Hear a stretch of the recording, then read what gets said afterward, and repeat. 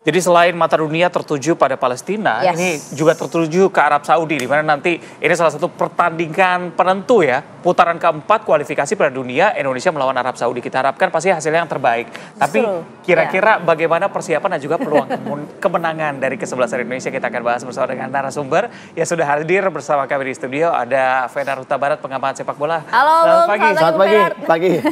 Saya dikeroyok kayak ini. Enggak. Ini darah kita tetap darah Indonesia ya. Hadir juga bersama kami melalui sambungan Zoom ada Bang Ege Effendi Ghazali, pengamat sepak bola yang sudah hadir di sana di Arab Saudi untuk siap nonton ya. Bang Ege, selamat pagi. Selamat pagi waktu Indonesia. Selamat pagi Reza, Maria, dan selamat pagi PV, pelatih top kita. Selamat pagi. Siap. Bang Ege, pagi. Siap, kita ke Bang Veve. Jadi gimana? Kalau kita lihat peluang Indonesia, persiapan pasti sudah dilakukan dengan maksimal. Betul. Kalau kita bicara secara statistik begitu ya, gimana peluangnya Bang?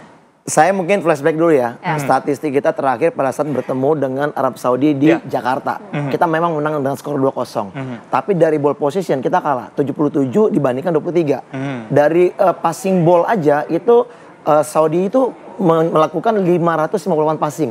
Sementara kita 173 dengan akurasi passing 86 berbanding 58. Artinya walaupun dalam penguasaan Saudi ini menang, tapi kita efektivitasnya cukup bagus. Dengan 2 gol yang dicetak oleh Marcelino Ferdinand. Nah, kita sekarang berbicara bermain di kandang dari Arab Saudi. Round 4 ini saya pikir ini menjadi banyak kepentingan yang saya lihat. Mungkin dari segi non teknis juga pasti akan ada berbicara di sana. Tapi sebagai masyarakat Indonesia, saya yakin kita bisa mengimbangi. Karena juga melihat dari hasil terakhir kita bermain lawan Lebanon, main sangat baik, luar biasa. Udah ada tambahan pemain, ada Jonathan, ada Mauro juga di sana. Dan saya pikir itu penampilan Indonesia yang menurut saya, walaupun kita draw ya, karena memang Lebanon bermain dengan parkir busnya, saya pikir itu sangat menarik penampilannya. Dan berharap nanti itu bisa dibawa nanti ke Arab Saudi. Ya harapannya memang seperti itu ya. Tapi Bung Ege yang saat ini sudah siap berada di sana untuk menyaksikan bagaimana laga berlangsung esok hari. Nampaknya sebenarnya Arab Saudi kan juga sedang was-was juga ya. Agar bagaimana kemudian kesalahan di beberapa babak kedua tidak kemudian terulang lagi saat ini. Euforia di sana seperti apa Bung Ege?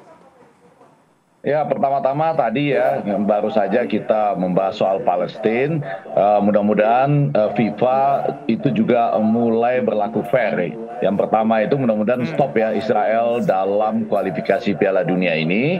Ya, itu sangat penting, sudah mulai ditolak oleh banyak negara di dunia. Dan kalau kembali untuk pertandingan hari ini, poin yang agak penting tentu saja ada sesuatu yang tidak fair di sini, VV, Reza, Maria, dan para pemirsa.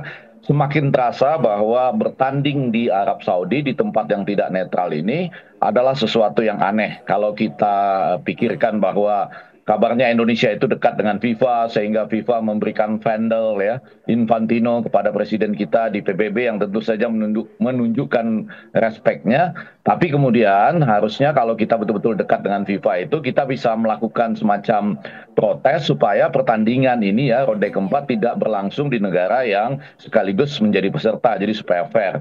Kita harus ingat VV, para pemirsa, bahwa tidak hanya di Saudi, di Qatar juga terjadi hal yang sama gitu ya. Dan jadwalnya juga aneh. Nah, ini yang perlu kita diskusikan sebagai sebuah sky war ya, perang mental seharusnya. Yaitu bahwa kita bermain lawan Arab Saudi, 3 hari kemudian langsung kita bermain lawan Irak. Baru terakhir Arab Saudi lawan Irak. Waktu istirahat bagi Arab Saudi panjang sekali. Demikian pula di Qatar. Qatar itu bermain lawan Oman dulu, kemudian Oman berhadapan dengan Uni Emirat Arab, lalu nanti baru Qatar terakhir berhadapan dengan Uni Emirat Arab. Kalau itu hasil undian, luar biasa betul undiannya ya. Jadi undiannya bisa cocok betul, cocokologinya bisa seperti itu. Tapi saya kembali ke pertanyaan Reza dan Maria tadi, bahwa suasana di sini jauh lebih terasa sebagai sebuah cywar, perang psikologis gitu ya. Saya mau ambil 2 hal. Yang pertama itu memang tempat buat penonton kita itu sangat sedikit ya, 8% dari 69.000. Jadi yang resmi itu nanti akan ada cuma sekitar 4.198 penonton Indonesia ya. Kalau Anda nonton di tempat lain, jadi beli tiket di tempat lain katanya masih mungkin ya, itu nanti Anda tidak boleh bawa atribut Indonesia, jadi hanya harus betul-betul berpakaian netral misalnya. Tetapi terima kasih pada Muhammad Erlangga, Garuda Saudi, kemudian juga Garuda dari seluruh dunia ya, kita saling berkomunikasi, ada Fikar, bahkan Garuda Belanda, Sarif, Garuda Australia, dan Garuda dari berbagai negara lain ya, Qatar sendiri, ada Afif, Vidi, dan lain-lain. Saya rasa jumlah yang hadir itu akan jauh lebih banyak dibandingkan berhadapan dengan Arab Saudi pada 7 September lalu. Demikian, Maria dan Reza. Oke, Bang Ege, kalau tadi Anda bilang ada cuma 8% begitu ya, kursi yang disiapkan untuk supporter Indonesia, bagaimana kira-kira mental dari pemain kita? Itu dia. Saya sempat, VV saya menyempatkan diri hadir ke tempat pemain, tapi betul-betul di hari libur ya. Saat mereka libur tidak ada latihan, dan itu pun cuma 5 menit. Ketemu dengan Pak Sumarji, Jenderal Sumarji, manajer timnas, kemudian juga dengan Patrick Kluivert. Pada dasarnya mereka sangat siap. Jadi sebetulnya yang dikhawatirkan VP itu hanya persoalan berkumpulnya pemain yang agak pendek ya. Beberapa pemain kita baru datang pada tanggal 6 kemarin gitu. Ya, sesudah main justru dengan sangat baik di klubnya masing-masing. Dan James misalnya dengan Go Ahead Eagles ya, yang mengalahkan Panathinaikos. Kemudian juga Kelvin Verdong misalnya itu baru datang terakhir ya. Jadi lebih pada pendeknya waktu untuk bersama-sama. Tapi secara keseluruhan saya misalnya sempat juga bertukar salam dengan Martin Paes ya, maupun bicara dengan Nadio yang dipersiapkan untuk kiper bersama dengan Martin Paes. Saya malah memberi kode soal penalti lagi. Kita ingat ya, ada penalti yang diambil oleh Salem Dausari gara-gara Martin Paes waktu itu melakukan kesalahan terhadap Burikan. Nah itu Martin Paes juga menyatakan dirinya siap. Jadi yang mau saya katakan secara mental maupun kesiapan teknik, Patrick Kluivert juga sangat siap.